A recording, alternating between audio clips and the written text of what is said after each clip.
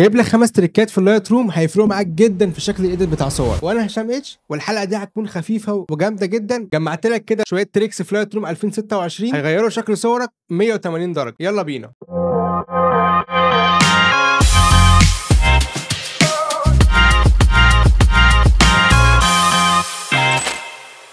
اول تريكايه واهم تريكايه اللي بستخدمها في معظم صوري وهو فكره سيلكت الباك جراوند. بتروح على بعد ما تخلص الايديتنج بتاع الصوره بتاعتك، ودي كانت مشكله بتقابل معظم المصورين، انه دايما يلاقي ان الباك جراوند منوره قوي عن السبجكت بتاعه، وما كناش بنعرف نعمل فيها ايه، وكنا بنضطر ندخل الصوره على الفوتوشوب عشان نعدل عليها. من وانت على فايل الرو بقى تقدر تروح على قائمه الماسكات كده، تختار سيلكت باك جراوند وتعمل اللي هقول لك عليه ده بالظبط. هتنزل تحت عند الكيرف، لو انت مش عامل ابديت في اللايت روم 2026 شغال على فيرجنات اقل من كده ممكن ما تلاقيش في الماسكات الكيرف. هتنزل بالكيرف كده بالشكل ده، تغمق الميد تون وتكونتراست الهايلايت شويه. بعد كده هتقلل كاليريتي اهو بالشكل ده، وتقلل سن الدهيز اهو. وطبعا لازم نقلل سن الساتوريشن. بص كده قبل وبعد. بص، الباك جراوند كانت منوره وبهتانه، باك جراوند كده بقت غامقه وبقى فيها كونتراست وعمق لوني قوي جدا. جربها وهتفرق معاك قوي. ودي كده كانت التركية رقم 1. يلا بينا نروح للتركية رقم 2. اكتر تركية بتسأل عليها في الانستجرام عندي، ازاي بنعمل تنعيم وتبييض للسنان باللايت روم. كل اللي عليك بعد ما تخلص اديتنج للصوره بتاعتك هتروح جاي رايح على قائمه البريسيتس بتاعتك، هي اللي بتبقى على الشمال. هتنزل تحت خالص، هتلاقي عندك حاجه اسمها ادابتيف بورتريت. انزل انزل انزل، دي تبقى ديفولت في اللايت روم، يعني انت مش محتاج تنزلها اهي.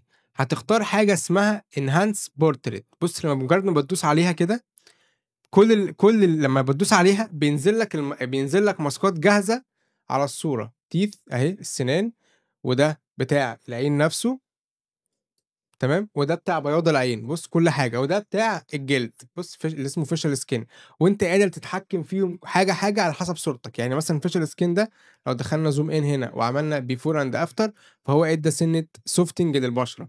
عايز ازوده، روح على زرار الاماونت كده وزود براحتك. فده بيعمل ايه؟ بيعمل زي تنعيم للبشره اهو. طيب، وده كمان بتاع العين اهو. لو عايز اخلي العين، في ناس بتحب تخلي الابيض بتاع العين ده ابيض ابيض، حد عايز يخلي العين نفسها بتنور اكتر اهو، ممكن ننورها كده بالشكل ده اهو. طيب السنان نفس الكلام، حد عايز ينور السنان اكتر ويخليها بيضة قوي اهو. فبصوا كده قبل وبعد الماسكات، بيفور افتر، بقى الوش بقى ناعم، السنان اتظبطت، العينين كمان اتظبطت، وكل ده بتكة زرار. التركية رقم 3، الدي نويز اللي بتشيل النويز بالاي اي. طبعا انت اول ما تشوف المنظر ده بتتخض، متبقاش عارف تعمل ايه. والحل اللي كنا بنستخدمه ان احنا كنا بنروح على قائمة ديتيلز ونعمل لوميننس. اللوميننس دي كل ما بتزودها بتشيل النويز، بس بتقلب الصورة كرتون زي ما انت شايف. شركة ادوبي عملت لنا اختراع حلو قوي اسمه الدي نويز.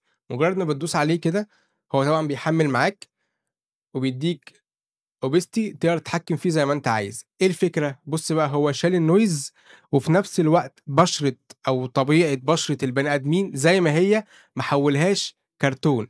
بتعالج النويز بشكل قوي جدا. بص الفرق، ده بيفور ده افتر. عالجت النويز وفي نفس الوقت سابت لي الصوره والبشره طبيعيه جدا، عكس اللوميننز القديمه. فلو انت كمالتك في الشغل بالليل بتطلع نويز، لازم تجرب، لازم تكون شغال بالطريقه دي. ونروح على التركايه رقم 4. رقم 4 دي بقى جامده جدا لكل الفوتوغرافرز اللي بيصوروا في لوكيشنز واللي بيصوروا في اماكن زحمه. تقدر تشيل الناس اللي موجودين ورا في الخلفيه بتكة زرار. حرفيا كنا بقى زمان كنا بندخل الصوره على الفوتوشوب ونقعد نعمل استمبات وريموف. كل ده خلاص ادوب تقول لك لا، من وانت على ملف الرو نفسه بتكة زرار هتشيل. كل اللي عليك هتروح جاي رايح على الاريز دي كده، وتختار يوز جنريتيف اي اي. وكمان بص تحت كده بقى هتلاقي حاجه اسمها بيبول. ده بالاي اي بيختار لك كل الناس اللي هم اوت فوكس ورا، بدل ما انت تقعد تحددهم مانيوال. فجاي داس عليها كده، يبدا هو يحمل. طبعا عشان كنت داس عليها قبل كده فهي حملت على طول، بس هي المفروض ان هي ايه، بتديك كده بتاع 30 ثانيه هو بيحمل لحد ما يبدا يلقط لك الناس دي. فهو فعلا لقط ادي 1 2 3 4.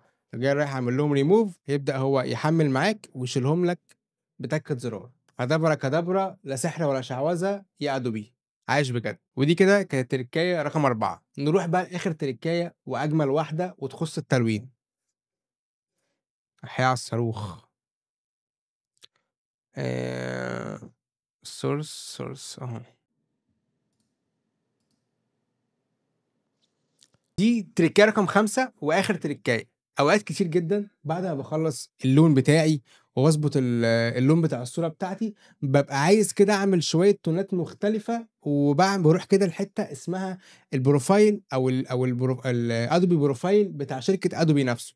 فكل اللي عليك هتروح جاي رايح دايس على المربع ده، بتلاقي عندك حاجة اسمها أدوبي رو، بتلاقي عندك بروفايلات كتير. البروفايلات دي بتبقى default في الlightroom، فروح على البروفايل اللي هو اسمه vintage، ده بيدّيك حوالي 10 بروفايلات، دول المفروض إن هم الناس بتبدأ بيهم، بعد كده بيكمّل تلوين. أنا باقول لك لأ، جرّب فنِّش بيهم، هيدّوك لوكات مختلفة وألوان مختلفة في الصورة بتاعتك.